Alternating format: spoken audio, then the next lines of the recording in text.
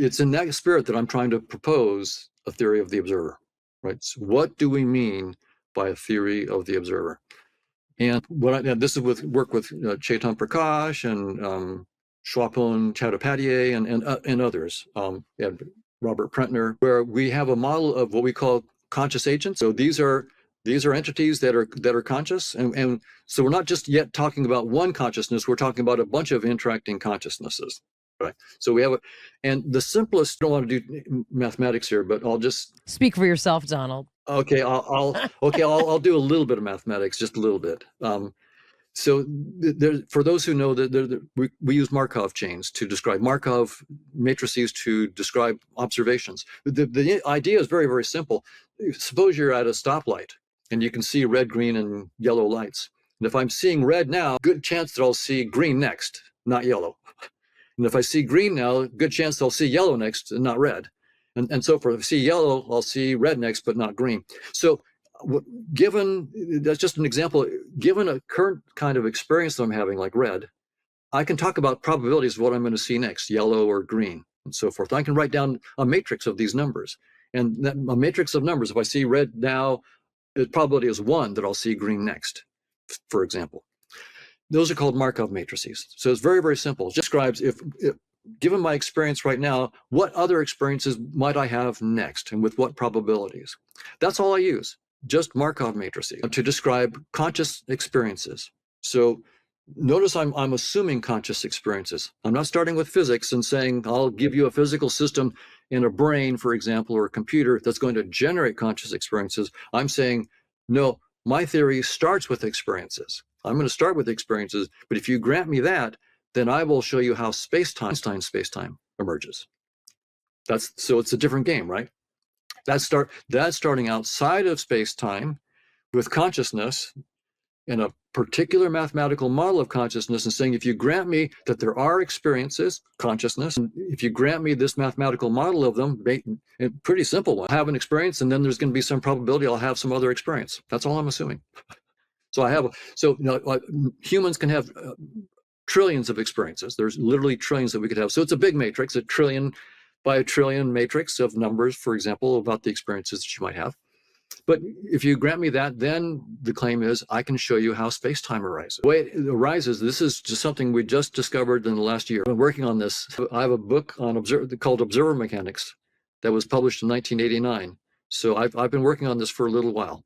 I started working on that book like in 1986 or something like that. So it's been 40 years I've been working on this, but it just broke in the last year. What we discovered was there's a logic on these Markov chains that no one's ever seen before. So we call it the trace logic. And I can describe it intuitively, but I'll just say what it does. It turns out that these different conscious observers are related by a logic. This logic tells you how to take two conscious observers and say, can they be combined? And if so, how do they combine? What is the new, bigger conscious observer that they form? And this is not a hand wave. This is mathematics. This is a theorem about Markov chains. So this is a theorem about Markov chains. And when we interpret Markov chains as representing conscious experiences, it then becomes a theorem about how consciousnesses relate. And this logic has no top. There's no top to it. There's an infinite number of directions that you could go bigger and bigger with bigger and bigger Markov matrices, with more and more experiences. So it even expands my idea of what I could possibly mean by God. There's not just like one infinite, there's an infinite number. What this is suggesting is that there is some sort of logic to a collection of consciousness, exactly, which many people might call collective consciousness. Exactly. And that it has, it has no end, which, just to bring this in, one of the names of God in Hebrew is there is no end. So that's a nice little tie-in.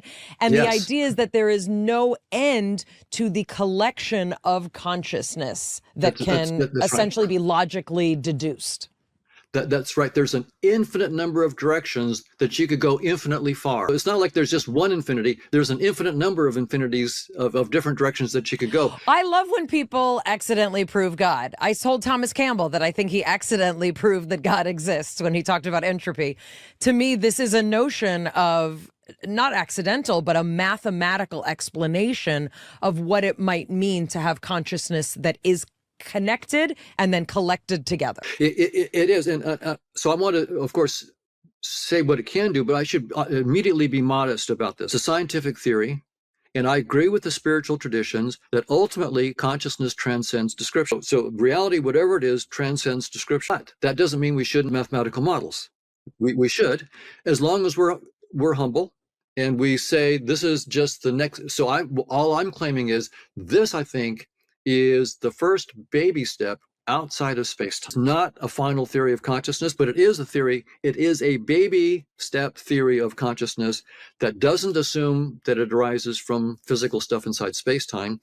Instead, as I'll talk about in a minute, it shows how the structure of space-time emerges from the logic of all these consciousness.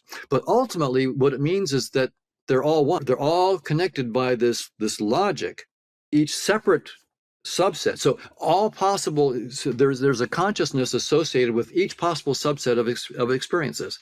So there's an infinite number of experiences, and take any collection of them, there's a conscious agent for that, and there's an infinite number of subsets of this logic that are Boolean. So this is a little technical, but the logic itself is not Boolean. The Boolean logic is a very, very simple kind of logic. This is a non-Boolean logic, but for every one of these big matrices, underneath it, if you look at all the consciousnesses that are related to that, they are Boolean. So you get this non-Boolean logic that's locally Boolean.